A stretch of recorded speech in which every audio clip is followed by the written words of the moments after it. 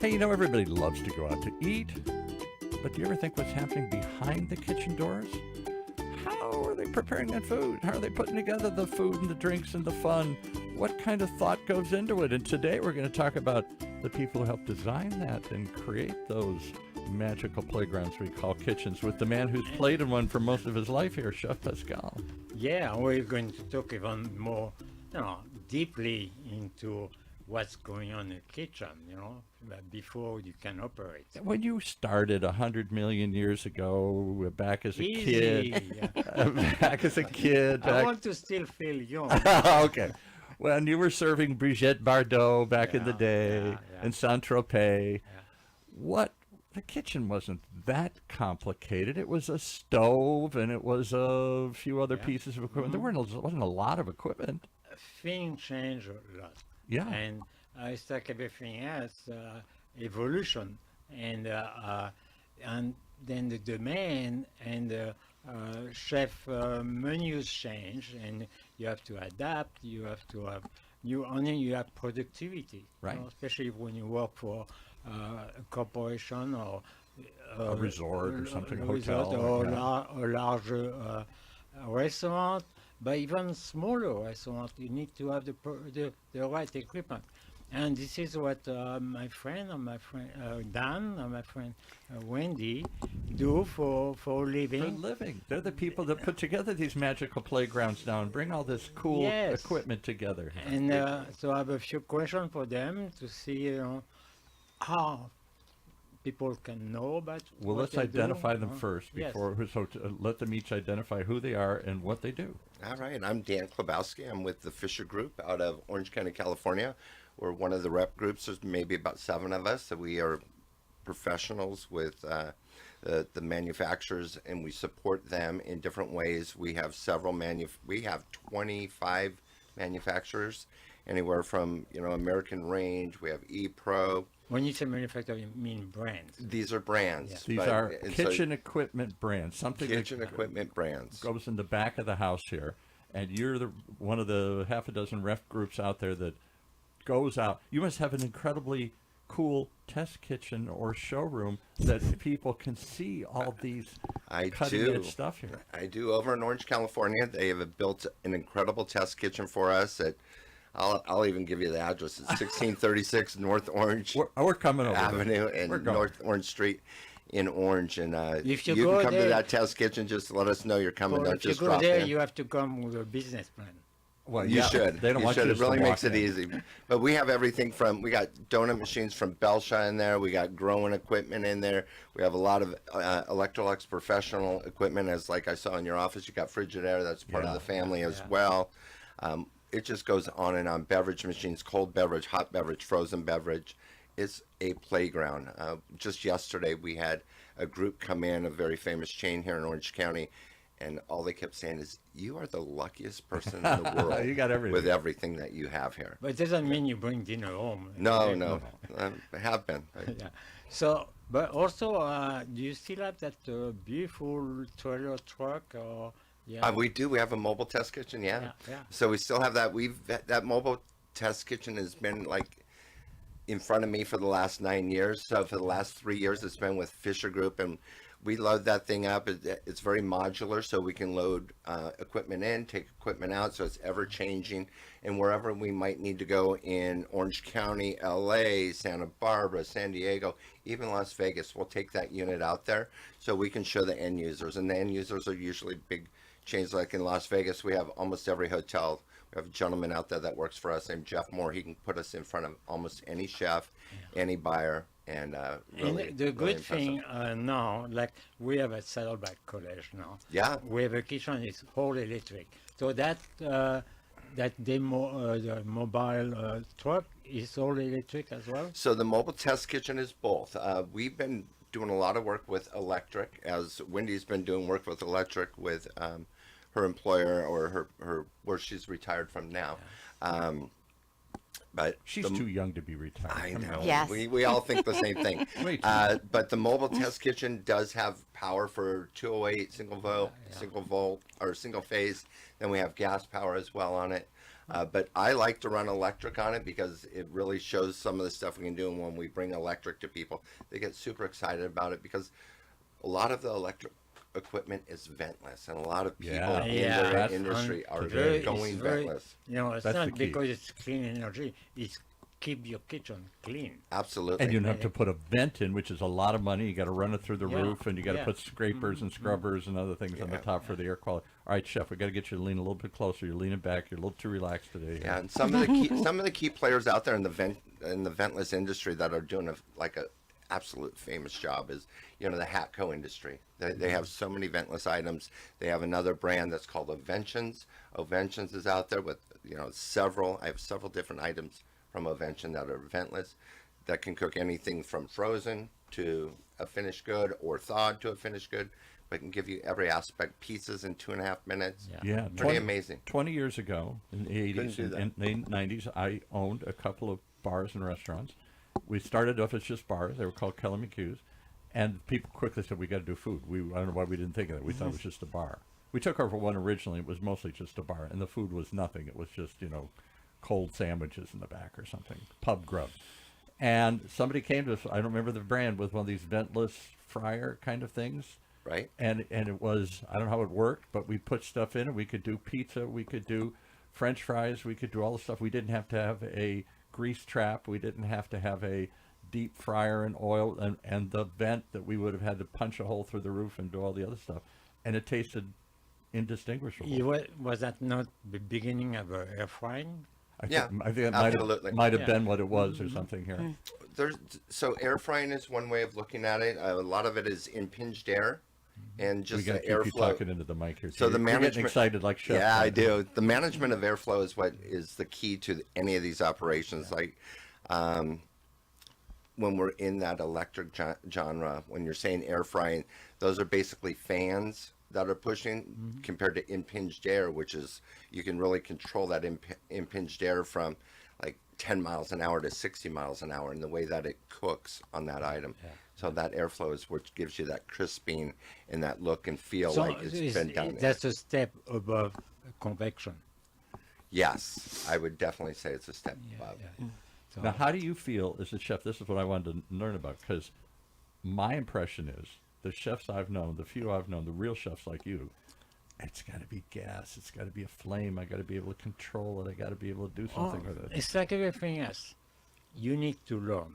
Okay. And Winnie and Dan, they come in your kitchen to teach you how to use the equipment as much as possible, because these things we don't know yet how to use some of the ovens, and so we need training. Right. It's like everything else. Okay, can I throw something Yeah, at Wendy? please, Because Chris. Wendy has a lot of experience like in a theme park environment, and she gets to work with a lot of great chefs, but not all of those people in that environment get to go out into, I'm going to say, the real world, or go out and experience other things that are going on, other equipment that's available to them. They learn to cook in some environment, And now that's they're where they cooking stay. there. Right. And then what Wendy did in her role was bring those new pieces in to them so they could start experimenting Were they with them. open to it, or were they resistant to it? Well, here's one thing. Sometimes you have to start with your box, right? What is your box and what are your limitations? And sometimes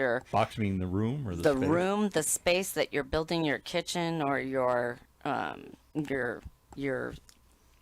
physical environment. footprint, yeah. Yes. So what is it? Is it a quick service? Is it a table service? Is I it was a going bar? to ask you, okay, I want you to build up my next restaurant kitchen, or even the front, a coffee station.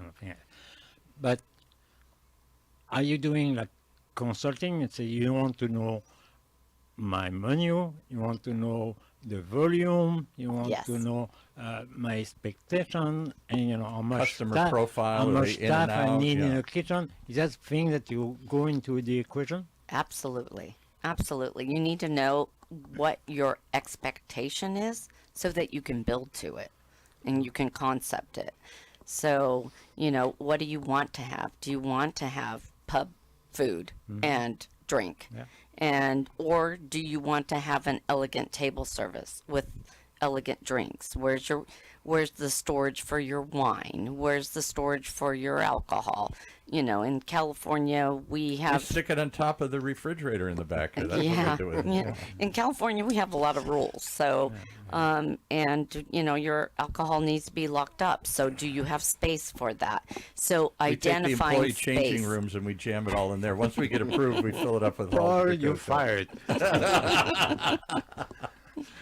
So, those are the kinds of things that I kind of think of. What are the compartments that you need in order to build your concept or your dream? And at one point, you have to listen to all of that, and then you can talk. What's your budget? Right. What's your budget? Yeah. Or what are the facility limitations? Is your facility, gas and electric? Is it both? Yeah. What do you want to do? How do you want to be efficient? Do you have event? If you don't have an event, your budget could blow that concept right out the windows. Vents were incredibly expensive. I think they've only gone up. What's it cost to put a hood and a ventilation system and punch through the roof, and then you have to have, don't you have to have air quality? It things? depends on the size of your cooking line. I can help. I'll share with you on that one real Yeah. quick. So it depends on the quality of the unit going in. First of all, you can go from a low end to a high end. We have a very high end vent. It's used in a lot of the major chains because it needs to last them throughout the decades that Right. that a chain Because will it's a be there. big investment once you Right, put it in. but it's going to be anywhere from about 2,500 a foot A to about foot. 3,500 a foot. And a typical cook line is how many feet? 10, Uh, 15, 20? 10 feet? 10, yeah. 10 to 20. So 10 times 3,500 or 35 grand, 45 grand. You get 40, 50, 60 grand just putting that silly hood in. Yeah, Yep, easily. on 10 feet, you have only maximum 12 burners, so you have 6 burners plus an oven, a double oven. That's pretty much it. So And I'm not trying to scare anybody out of like doing Yeah. this, but you can get down into that for probably a 1,500 range. But it's the vent is that hood space is your most valuable space. So Absolutely. sometimes I'll see just a table or a storage unit sitting under a vent. And I'm like, why are you wasting that valuable space? Because Right. you need that room for something else more productive. Yeah. Always. and you don't want the stuff to get too hot in the kitchen. It's very important the comfort there. Well, that's part of it, and then you got to get all the fumes up. But in California, you have all sorts of air quality rules and stuff Yep. here. You can't just punch a hole and start. I see people sometimes think they can do that. Little ethnic restaurants I go through, and they're just cooking in the back on an old-fashioned barbecue or something here.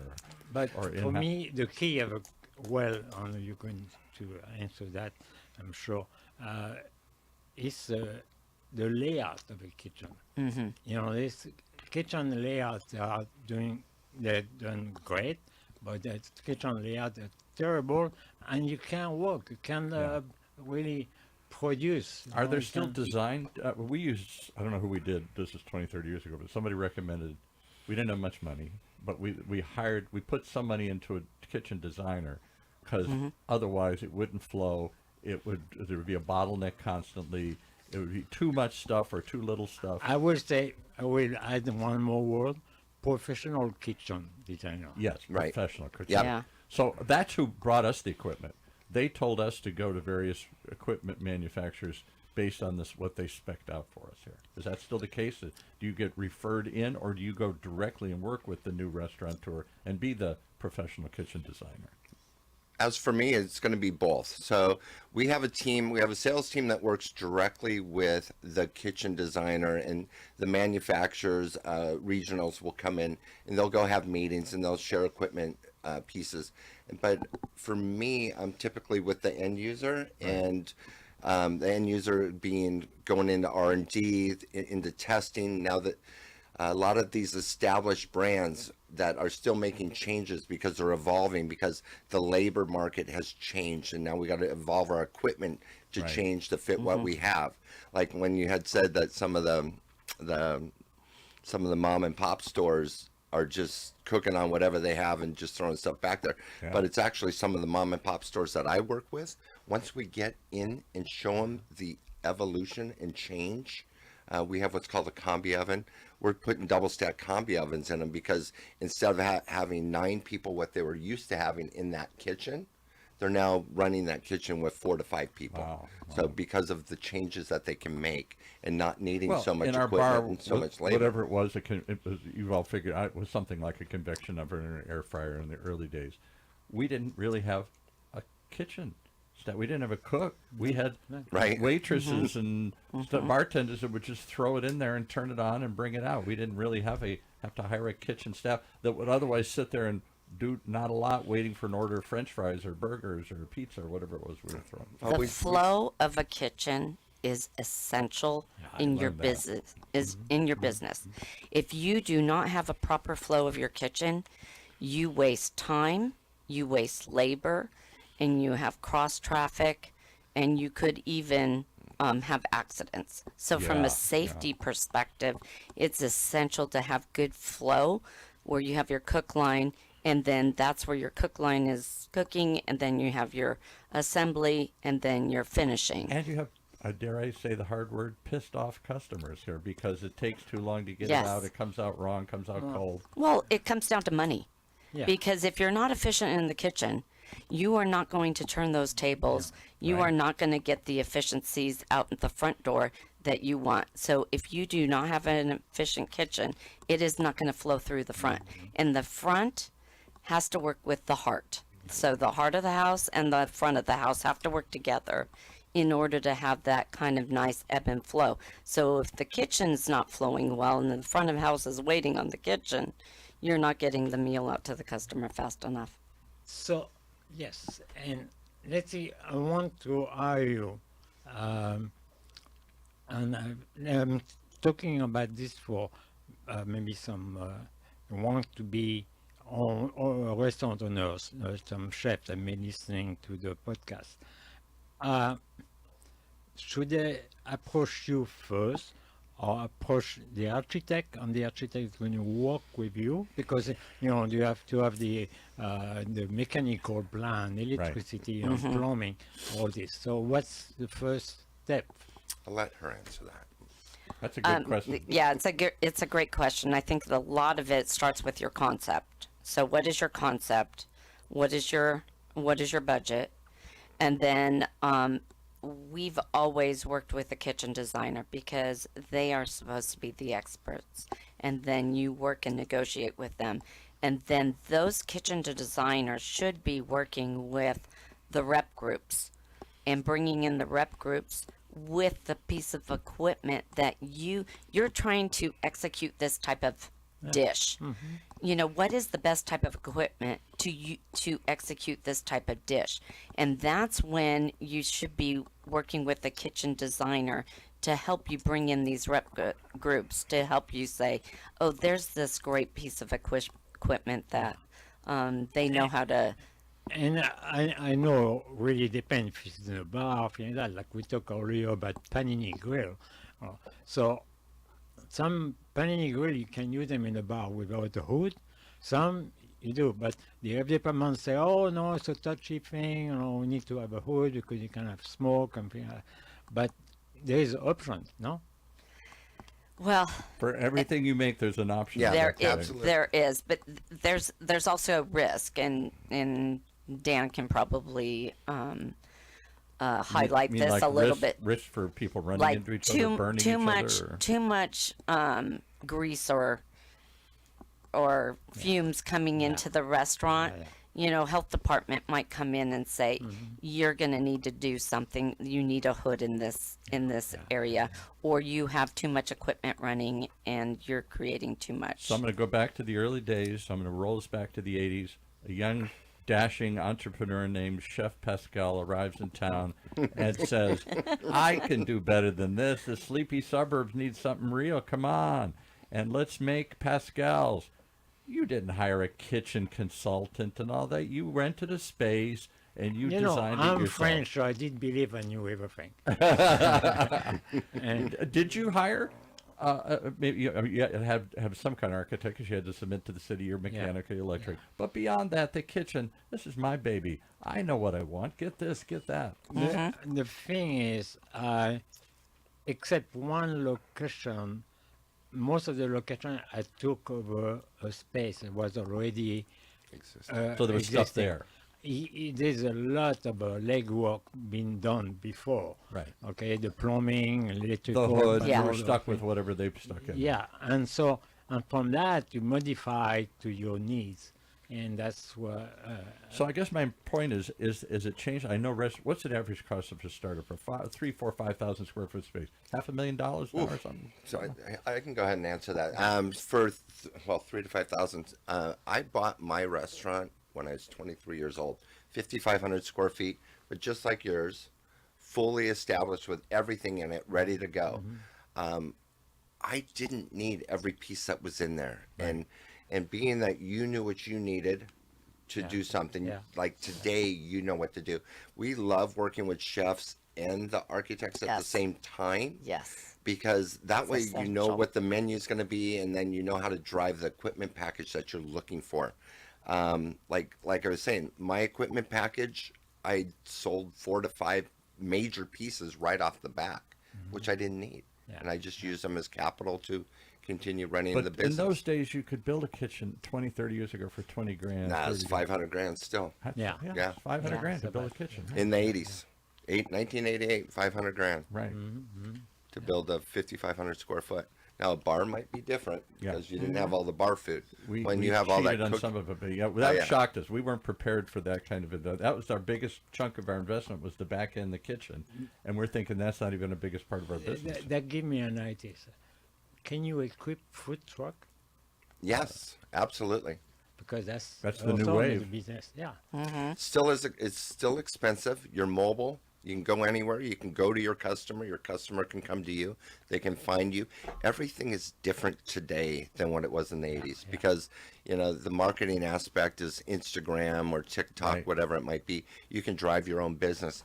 Back then, we had the penny saver or, a flyer that went out. And you were Flyer. hoping that the we Huntington... literally went door to door flyer. Yeah, or you're putting them on cars. Newsletter, almost handwritten Yeah. newsletter. Or you're sponsoring teams and hoping that they Right. would come in and be a part of your environment, just like with your bar and your We pub. did you- that, absolutely. Adult softball teams, I'm sure. Right. And that was how you generated your business. Today it's very different in the way that one item can be TikToked or Instagram, and that becomes like everybody's favorite. One of the things with Wendy and where she's from, I'd say, is it Instagrammable? And if it's Instagrammable, that just creates the queue Do in the kitchens- lineup. I mean, Instagram and all those social media Yeah. has changed food and beverage completely. Oh, that- How so? yes. How It so? just, Yeah, it changed me. yeah. So definitely, because the audience is there. You reach out to the audience and they wait to have something new. And So do chefs then take you behind the kitchen door and show you the equipment and show you the making stuff, or is it still just the black box, the mystery where the stuff comes from? I have no idea what's back there. What do you think of that? Is that my question? or Yeah. yours? Yeah, that's no. more you. Oh, Should they be should I be touting that I have this cool stuff? Should I be showing you the cool stuff? Or is that just how I'm efficiently delivering the food and I don't want you to know that I don't Or have you showing the magic. Yeah. depend also. I'm going to take that one real quick. Just real There's quick. also some trends, like slowing down now, but now it's kind of everyday thing. Every chef were doing sous vide. doing what? Sous vide.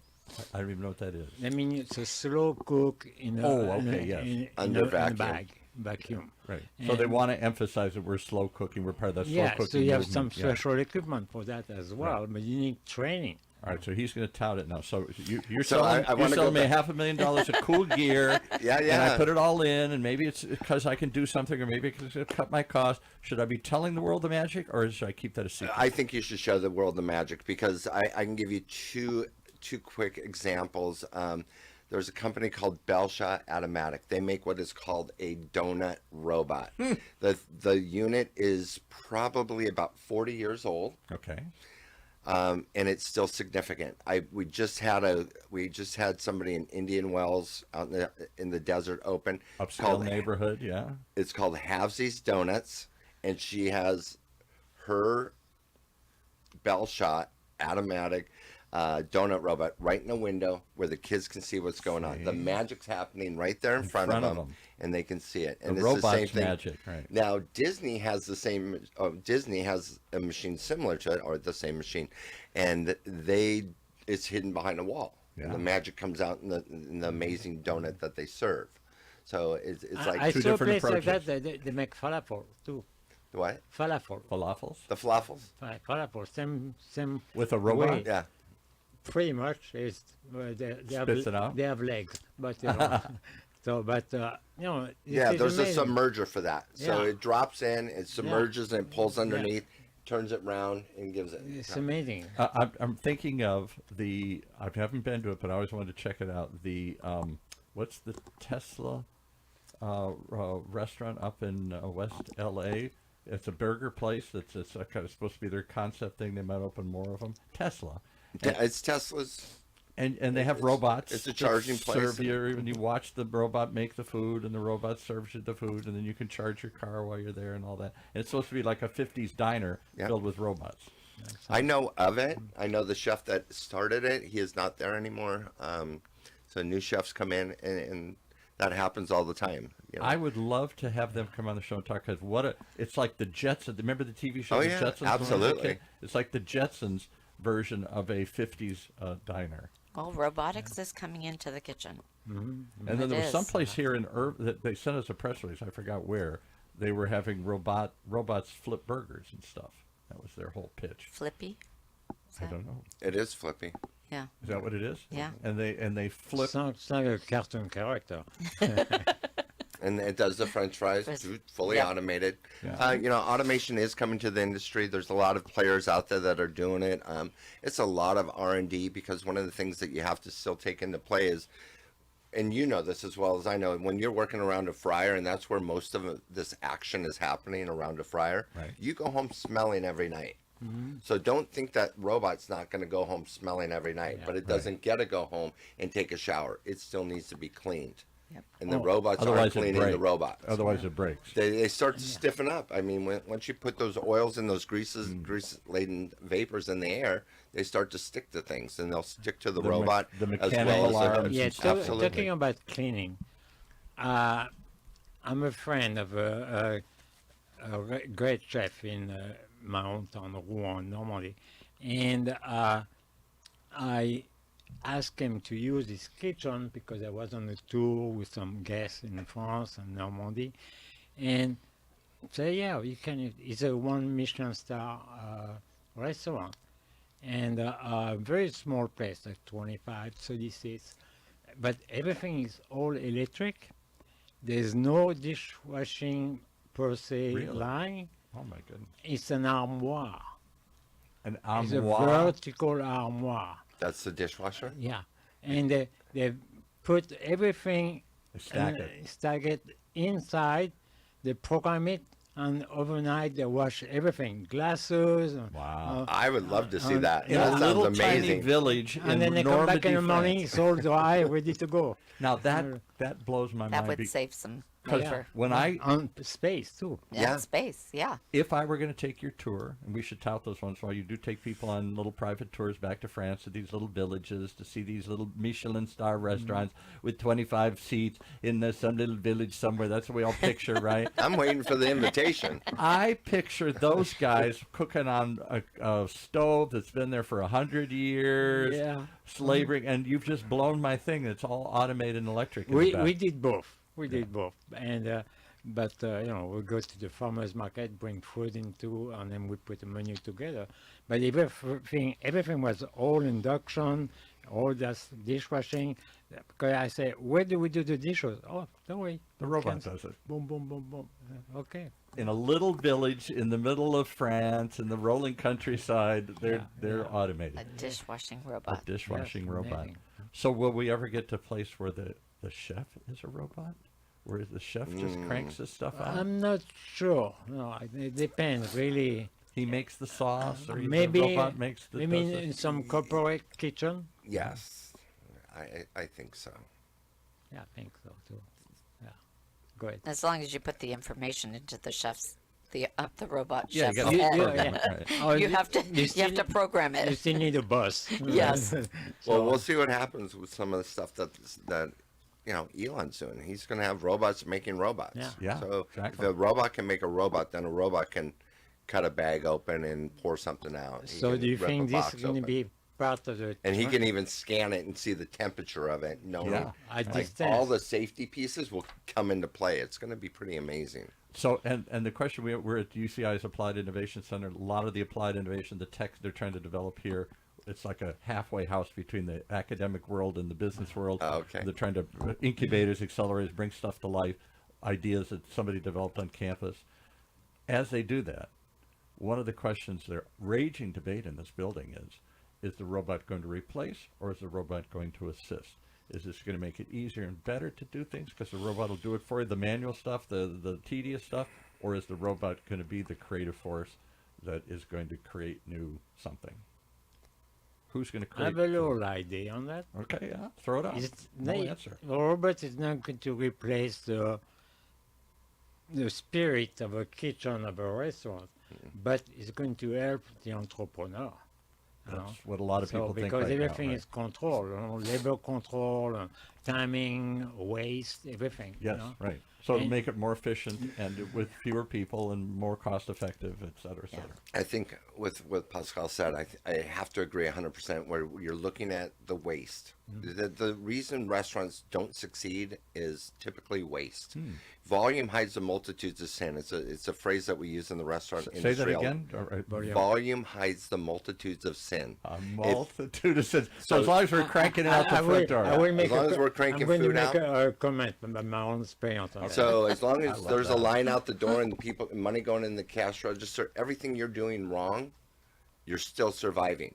But when you start really doing things right and consistent and in control, then you're thriving. Wow. Two different things. Wow. You There's know- a lesson for all of your students at the Saddleback Yeah. Culinary. Here's Training my Institute. tip. Right. As a restaurant owner or chef, Right. when I was in kitchen that didn't own, it was still work if I owned it. Yeah. I go before I say hi first, make sure are you okay, everything's good, don't cut yourself, and Don't cut so yourself. I go on and look at the trash and lift Really? lift the trash. Yep. And if the trash is like 20 pound heavy, that means 20 pounds that I bought.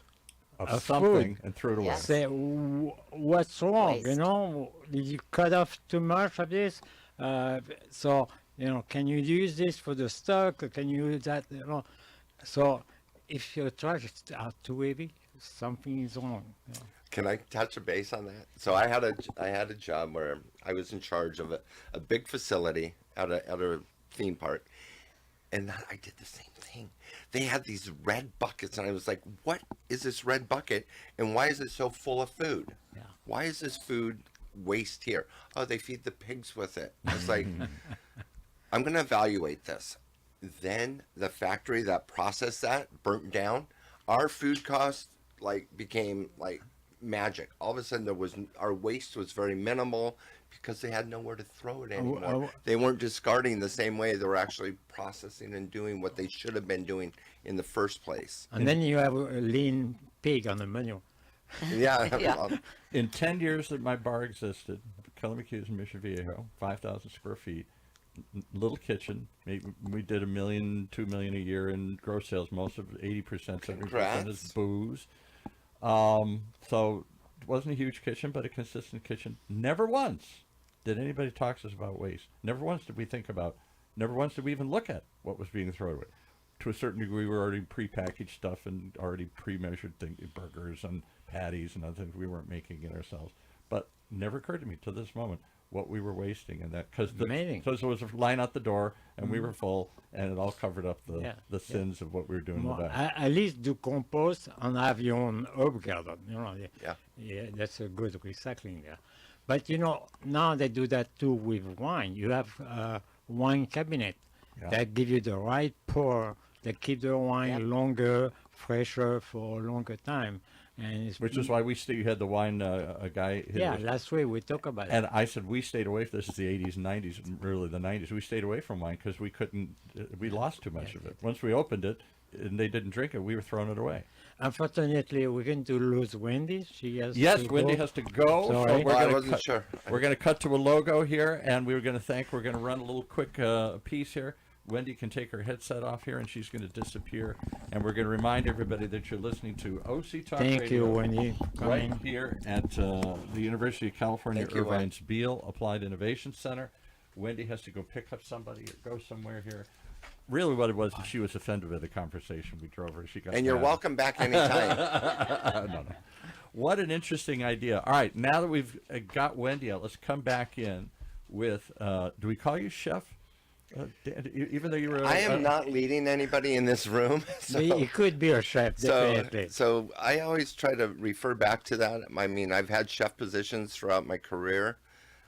But with what I do today, I like to be called a culinary specialist because I think that it's more representative of what I do. But when I'm in the kitchen, I do have respect of the people around me. And when I'm leading them, You look they like call, a chef. You act they like call a me chef. Yeah. And so I'm okay with that. But it's just like any chef, when you're outside of your environment, you want to be called by your first name. Right. Yeah, Just like I because said, even in Pascal. your test kitchen, you know, Like you, Reiner hates when I call him chef. We have a common friend, Reiner. We have a lot of common friends, but don't call me chef. Don't. It's like, you just have to live with it. So, and here's another question. So, I hope I'm not touting one of your competitors here, but I know I used to have, our studio used to be over across on South Coast Plaza for many years before we came over to UCI here. Okay. It was just an office tower. And around the corner, I was surprised to see right next to Sagersham Center and stuff were two Wolf and what's the other big brand? fish and pickle. Fish and pickle. That was another one there. Yeah, there were two equipment showcases for Yeah, two specific. So they weren't going through reps like you. They were going direct. They had their own direct showroom. Wolf being one of them, and the other one is Fisher. Yeah, I forgot what they do. And I got to go in there once. We got invited OC Talk Radio for a dinner. I had a dinner at a Yeah. show kitchen. Yeah. And they said, "Oh yeah, periodically we have real chef or famous chefs or noteworthy chefs come in and show off what they're doing with our equipment for maybe for food writers and food shows, mostly for other people who are thinking of buying this equipment. And you come in, and there's 10, 15 people, and they show you how we're using this cool piece of equipment to do something. Do you do that kind of stuff? I do not do it, but I know what you're referring to. We have a brand in Electrolux called Moltini. Okay. Moltini is a very, very famous Italian brand that Wolfgang Puck has in his home. Okay. So all right, what you're there you go. talking about right now is it's a high-end home use Right. of that location that you're speaking of. I'm very familiar with it. And yes, they bring in great chefs who want to Show off. remodel their homes. They want to Right. show off. They want to do what they're doing. But it also helps that high-end customer. Yeah. It's not always a restaurant. Yeah. Those are high-end homes here in Orange County. Yes. That are putting those into their They're putting in house. professional kind of style kitchens and stuff into their house. Right, Because they have people like Chef Pascal then come in and cook for them for events and other things. Doesn't always mean it works right. Yeah, and you have to be careful. Also, another tip for chefs who want to build up a kitchen or buy some equipment. You know, imported equipment sometimes is not NF approved here. NSF, yeah. Which It's is what very- National very Safety important. Foundation or something. right? Very important to I make didn't know sure that, this right. is the first thing the department is going to look at. I would have assumed if it's for sale here, it's already been approved. But you're saying you No. can buy Not stuff, always. No. and the health department say you can't use that here. Yeah, yeah. Yeah, we have a lot of equipment that's coming in from all over the world, not just Europe, but just all over the world. It comes in on the boats or in the containers, and it's pretty cool stuff. It does some amazing things, but once a health department sees it in operation for service to a customer, Right. there's a big slap on the hand, and that equipment is shut off and So not it might be not available used for anymore. home use. I can put it in my house, but I can't serve the It's public. not even for that. Really? It's Yeah. no, it's a touchy subject. Even if something is called professional, doesn't mean you can use Yeah. it in the kitchen. I didn't know that. I didn't know that. I would have assumed if it's been cleared to be sold here, it had already cleared all It's the. like when you buy something in a grocery store, look at the back label. There's always a little note there. Let's talk about the home market here, because Chef has always bring. I thought we were just going to talk about famous chefs in town here and restaurants and new cool concepts, and we do. But he's brought in people like this one friend of his who's pretty much a professional chef, but he's never worked at a restaurant. He's taught himself, he's learned, and he puts on these high-end dinners, and he's got high-end equipment in his house. Newport Beach, up and down the coast, there are expensive homes with full-blown wild kitchen, maybe 2 kitchens. We did a show design show for a couple of years, and the guy talked about, we're putting in 2 kitchens. There is the dirty kitchen, where the Chef Pascals of the world come in and cook for the special guests, and then there's the daily kitchen or the show kitchen that's sparkling. I never leave a kitchen dirty. Well, right, but the idea is that there's really where they do the dirty work, and then there's the pretty part of the kitchen that the family sits at and has breakfast or something here. So that whole world. You know why? Because the front kitchen, where you have beautiful equipment, is usually the gathering of your party. The island, everybody gets together. So you gather around there. So you pretend you're in the kitchen, but the ugly stuff's being done in the backup kitchen in the back there somewhere. Yeah. So do you sell stuff for that too, or do you just outfit professional kitchens? I'm more in the professional kitchen range. We have items that would definitely qualify for that. But here's what happens. You can't get the installers for them. Really? So you have professional installers that will not touch professional equipment going into somebody's home. So you better know somebody that's going to... I didn't know that. That's going to go around the rules, because you have what you call ASAs, that they're authorized service agents. And if they're touching something in somebody's home, that's typically taboo, and it's not something that we So don't the manufacturers recognize? I'll give you a strange example. So 15 years ago, I started this podcast channel. Nobody knew what a podcast was. And so I went and bought traditional radio mics like the ones you're using here that I used in real radio stations. And now we're in an office building in a podcast studio, not a recording studio or a radio station. Right. And so I'd go to the big events, the trade shows and stuff, and they would poo-poo. I'd tell Shure that I'm using their mics in this place, and they'd make fun of me. They didn't want to talk to me. Now you go to the NAMM show, the National Association of Music Merchandisers, where they showcase all this stuff. It's all, they're eager to sell it to the home podcaster, the home recorder, the home do-it-yourselfer here. I would think all the kitchen guys would be loving to sell their high-end stuff to the high-end homes. Yeah, well, you got me thinking right now, because I have what's called the Electrolux Multi-Slim, which is a beautiful electric combi oven, small profile. It's basically the size of that little Stand over there, that stand right there, and it's beautiful. It's perfect. It's efficient. It's amazing. It can do whatever you dream up of how you want to cook something. You can set your programs. It's pre-programmed with over 200 pre-programmed recipes in it. Recipes already programmed in it. Yeah, so they're already tested and used throughout the world. And it's quite an amazing oven. And, touching base on where we get it, we usually get it into small cafes, which don't have all that extra room. But going into the home use, Emerald Bay. Is that what we get in some Emerald Bay, it's a great place. Some of coffee houses that serve more and more food, they need to have those little ovens that you just push. Yeah, like your electric over at Saddleback, you have that electric room. I mean, this would have been like that perfect oven where everybody, all the instructors would have been, that's the one we need. Hope they listen. They're listening. There you go, Lisa. We need one, Lisa. Please. I would think they, just like the professional audio equipment, realizes it's their home recorders, their home podcasters, home people doing. I'm telling you, I know, because they come in here, high-end customers. We had one the other day in here. We had Bill Lyon and his father, Lyon Homes, built Coda de Casa and all that. Oh, yeah. I don't know where he lives, but I suspect it's a really high-end home. And It's a beautiful place. And I bet he's got high-end kitchen. And I'll bet he brings in high-end chefs on a regular basis to do high-end parties for he and his friends. And we have lots of those kind of people come through here. And I can only imagine what that equipment looks like and what that kitchen looks like. I would think it looks very much like a professional kitchen. They do. If I may say something, as a do private dinners, beautiful homes, and beautiful equipment.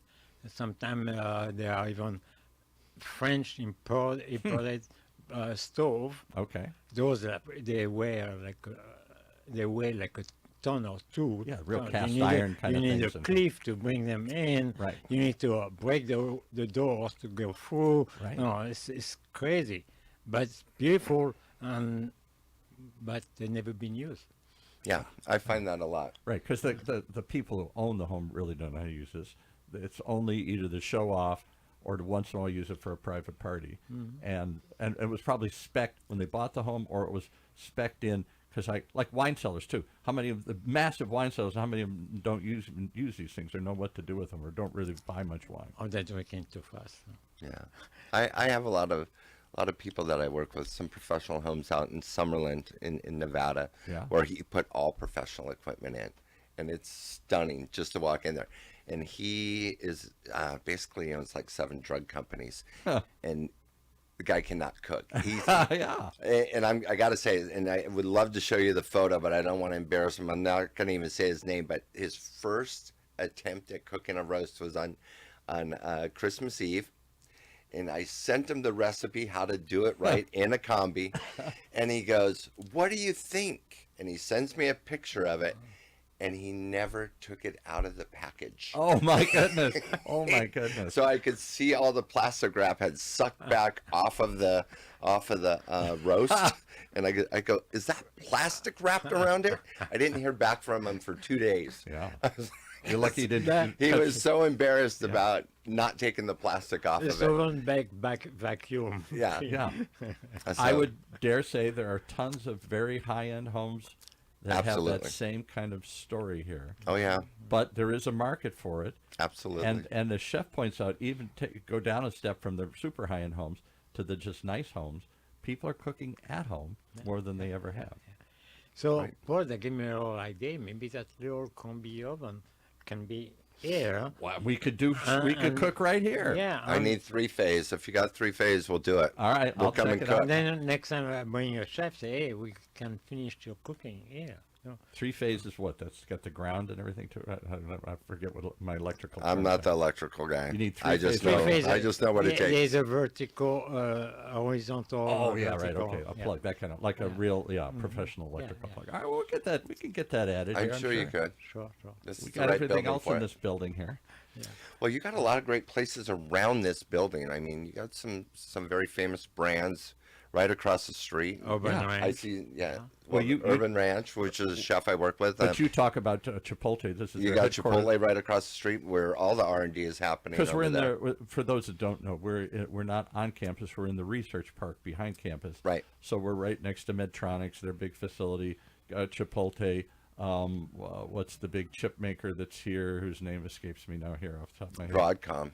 Well, Broadcom, and there's another one, the New Sky or whatever it is. Yeah, Henry Samueli and his partner, they have yeah. very nice homes and kitchens. See, Yes. have you Yeah. seen them? Have Oh you- yeah. So, I don't want to throw that out. Well, there, but yes. we'd love to know But that. even here in this building is a great event space. Right. And Which doesn't have a a- back kitchen, but they have a minimum back Very. kitchen. All it really is just food prep. Yeah, So yeah. but they do big events because the ground floor is an event center where they have the School of Nursing, the School of this engineering stuff, always doing events here, usually from UCI Catering, and all they do is they bring it over and it's Maybe food something prep. can be done because when Well, I take a do, look at it. When I do Let's do catering that. there, I have to bring my own equipment. all the time. They always bring their own equipment. There's a room to do that, but there isn't the equipment to do it here. Why not have it here?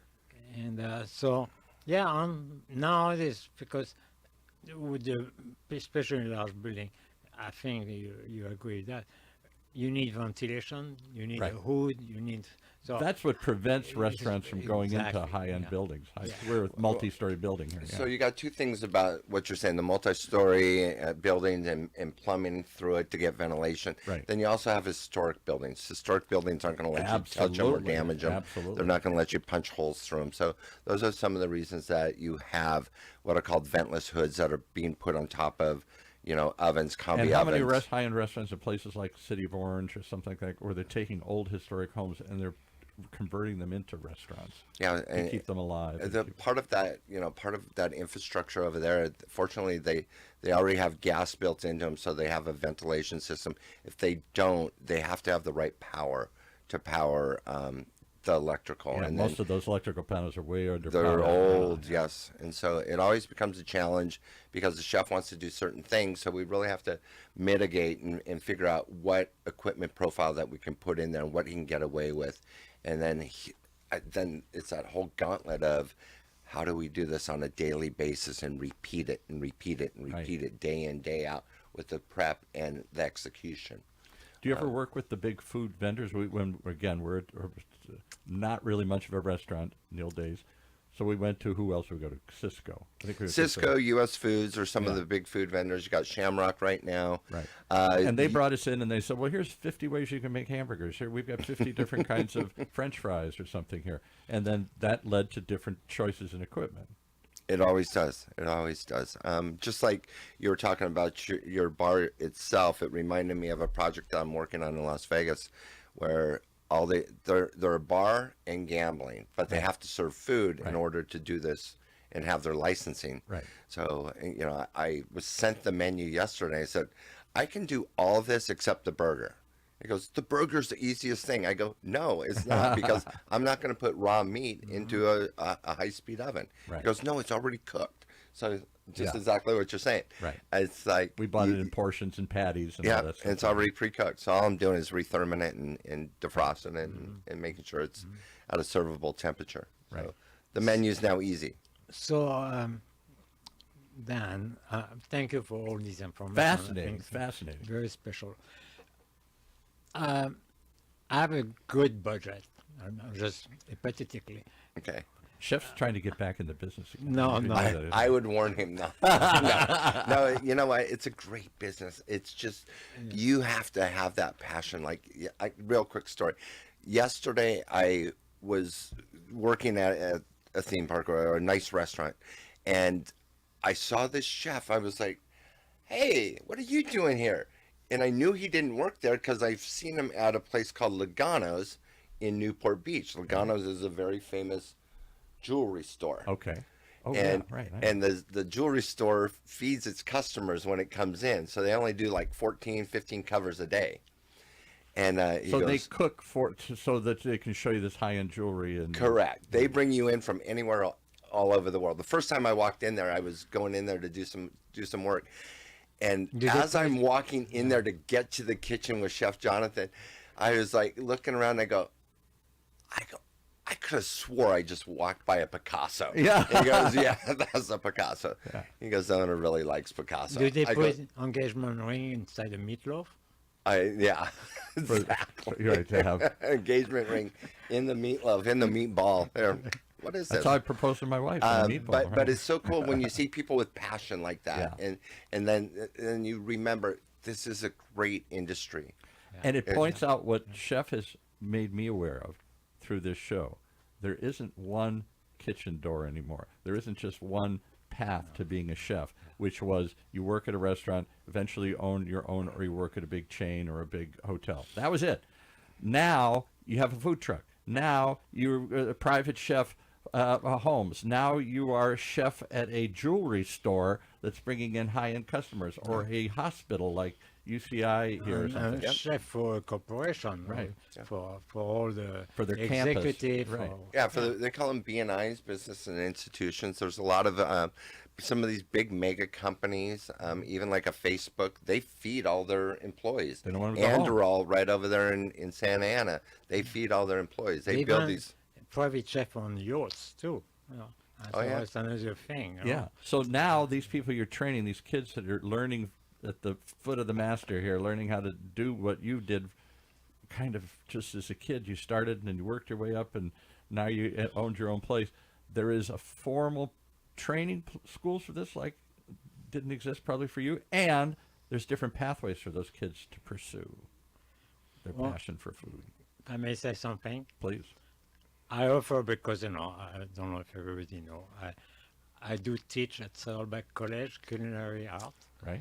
and we're working on entrepreneurial class because for that reason we need to give the future chef, make them aware of what they can do, what they cannot do, what Other than get a they- job. Yeah, and then maybe could be part of the That would training be as fascinating. well. I think they'd love that. Pre-training before they jump into the business. It's very important. And what struck me is how many of the younger kids, you haven't brought in kids that are students yet, but you've brought in people who have learned from Yeah, you or yeah. you've mentored. And many of them have said, I would love to have had my own version of Pascal's with my name on it, but not anymore. Too much money, the rent's too high, the investment's too big. I'll do something else. I'll have a food truck. I'll have a food hall. I'll have a food line. I'll do something. I'll be a private chef. I'll do something else where I can still express my passion and do this without that kind of commitment or Well, cost. These days, it is scary to have your own establishment. Yeah. But if you plan it well, it should Why not? work. And that's why we have professionals to So- help you. One of the things that I've seen with some of the younger generation, just like in the past year, food. I'm gonna derail from Yeah. food just a little bit and go into beverage. The beverage We haven't market. even talked about that. Yeah, right. The beverage market is huge, and some of the young entrepreneurs that I'm seeing that will come in and work with me are starting, like Agua Fresca in Southern California is just huge. Right. You've probably heard the term. I've seen it. I can't say It's all over the corners in it's- Santa Ana, every It's street. amazing, and so I'm seeing this young generation who comes and these sees kind of me. fresh waters that have some flavor to them. Yeah, and right. they want advice on how to do this in a mass scale. And I mean, I just did it or like kombuchas. I Kombuchas. went to the Natural Products Food Expo. Oh, you went? Okay, it was And great. they had tons of kombuchas there. Right. These fermented beverages that aren't alcohol. Right. They can be alcoholic, but they're not necessarily alcoholic. Or non-alcoholic alternatives that are beers and wines Correct. and stuff. That's expanding, and Yeah, those flavor profiles and what they're bobas and what- weird things. and caffeine. I mean, I just saw Jolt again. I haven't seen Jolt in 40 years. Yeah. And now it's on the shelves again. Right. But some of those things that they're doing with the agua frescos and other flavor profiles, it's just really amazing to see. And, I've talked to Lisa and the team over there about coming in and doing classes and working with people, because knowing how to make a great beverage is super important, and it can be very profitable. Because And- making that beverage is much more secure than having food spoil. Go ahead. They're probably going to be, right now it is, but even a bigger trend coming up. And from somebody who had a bar, it's why we had microbrew beers and stuff, because it set us apart. If you've got that unique flavor profile, those unique beverages Yep. that they can't find everywhere, particularly if it's something they're hearing about, kombuchas or, I don't know, bobas or But all these other... Paul, I don't want to put an age on you, but mocktails don't exist. no. All we had was Bud Light and Jim Beam. That it wasn't a big flavor profile in most bars. So for me, in my restaurant, I have beer, wine, but my alternative beer was Foster's. Yeah, wow. Like, Wow, an that was Australian such a- lager, really? yeah. And then once we hit 19, so that was the 88s. Once we hit like 95, then we started getting microbrews. Yeah, So same. I take those microbrews, and people are like, ugh. And Yeah. they had this feeling or this that's strong. So Right. I start cutting it with their favorite beer. You drink Coors Light, right? Yeah. Cool. And I would cut You it with drink Coors flavored Light water. and basically then they enjoyed that other beverage. It was Yeah. too strong at that time. Right. Now microbrews and IPAs and hazies, Everywhere. they're everywhere. Have you been involved in some microbrewery equipment? I have a good friend I was meeting with this morning who has a microbrew brewery out in Oak Hills, which is on the 395. His name is Jerry Hackbarth, part of the Hackbarth Because family. same thing, there's an evolution in the equipment, Yeah. for the fermentation. And Yeah, yeah. everything. It's amazing. And too many of them, unfortunately, microbreweries have sort of peaked and they sort of come back at ways because they didn't make good beer. And a lot of it was pricing. They priced themselves out. They were trying to keep up with the Joneses and saying, Right. "Hey, mine's worth $14 a pint." When it was like, Right. The problem, Can't there's a do that. little bit outside of the buck, but the problem is microbreweries make too many kinds. Wow. No. That Just too. find out which one are your best seller and just stick to Don't that. make you know? 50 of them, yeah. If you want to make a Budweiser, make it for 100 years, Right. So, but We're coming to the end here. What we got coming final back things. to a question I started earlier. All right, I have a budget for my own kitchen, Okay. and will you come in my kitchen to install it in a semi-professional way? Would we come in and install it? Well, at the Fisher Group, we had what's called Road Runner Installation Services. So we can install almost everything and anything with our team that we have. From the beverage end of it to the cook line. So it doesn't just arrive in a box and then I got to find a No, vendor to no, put it no. in. We I don't want to say it's full service because there's certain things that are specialized, but when it comes to the equipment line and the bar piece of it, setting up your tables and your seating area, all of that can be done. There's specialty things that will happen on the roof that we don't always touch because if you have what's called a remote for your walk-in, that's an AC guy. You really want to use an AC guy so they charge it properly. But in my day, there were people, I think one was called Beverage Intelligence or something at the time, and they would come in and put in your beer lines. And Right. they would Yeah. come in and put in all your taps Yep. all the way back to the cooler. Right. And they would do all that and design that, and partly because then you're going to maybe use some of the vendors too. If you use their beer, then they would recommend you. We do have that. We have a Travis Ferguson who works with us. He specializes in beer. He was with Straub or Straub was the big one, yeah, right. Straub for years. Right. And if I got The that big wrong and he's distributor, right. watching this, I'm sorry.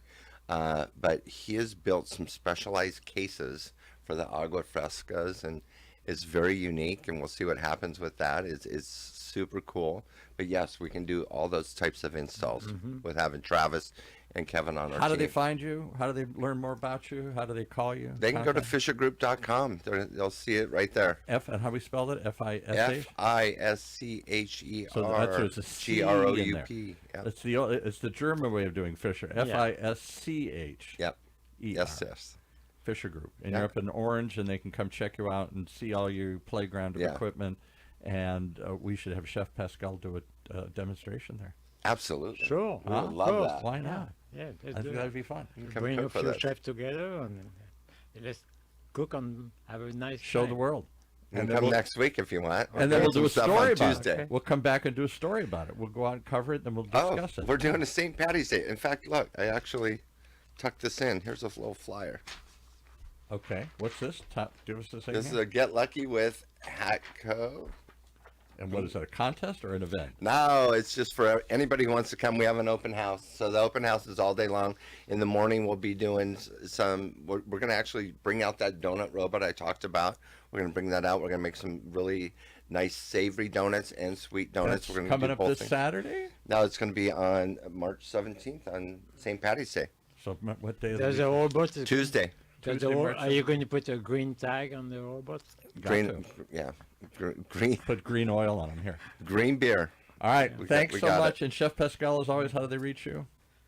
Oh, pascalcuisine.com. Okay. Yeah. To learn about the catering and the consulting On and the teaching. Pascal, that's on Facebook. Number one chef Pascal on Instagram. That's your Instagram handle, number Yeah. one chef Pascal. Wow. Only you would have the boldness to claim the number one chef on Instagram here. Wait, how many minutes we got left? One or two. Go. Okay, here's my story about how I Met Pascal? met Pascal. All right. Real quick. So I was living in Seattle. I was recruited to come back down here and run stuff for Mandavi. Okay. Working at Mandavi. Didn't they had a place here in There's Orange a County? center. in Yeah, Orange Mandavi County. Mandavi So I Center. was running the production facility, and I needed a production manager to support what I did because of the level, just what it was. Yeah. I hired Jeff Knight. Do you remember Yeah, Jeff yeah, Knight? yeah.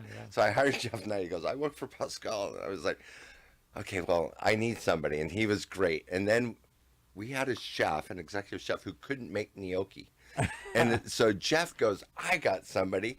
And he goes, we're going to get Raphael. So we took Raphael from you, We're too. stealing all his staff. Huh? And then Raphael comes and starts working with us. So we're now all working at the Disney. We're working at the resort, and for Mandavi, and we're what's called an operating participant. And so Because Mandavi that's had a place on, and within the It was within the a- property, yes, Yeah, it's yeah. called the Golden Vine Winery, yes, Yeah. and that's That's where I met you. And he still is friends with you after He you stole all his is. people? Well, I away? didn't tell him until after. You know, Afterwards. that's why you know how to outsource the wife. Exactly. Well, thank you so much. A fascinating world way behind the kitchen doors. Yes. But before the kitchen doors even are opened and before they're designed and laid out and figured out, where do you find it? How do you fit it? How do you feature it? What do you do with it? Lots more choices than I suspect in my day or your day. A lot of choices, but can go back behind the kitchen door. Thank you so much for joining us here. Thank you. Thank you, Dan. All right. Thanks, Sean. Well, there you have it.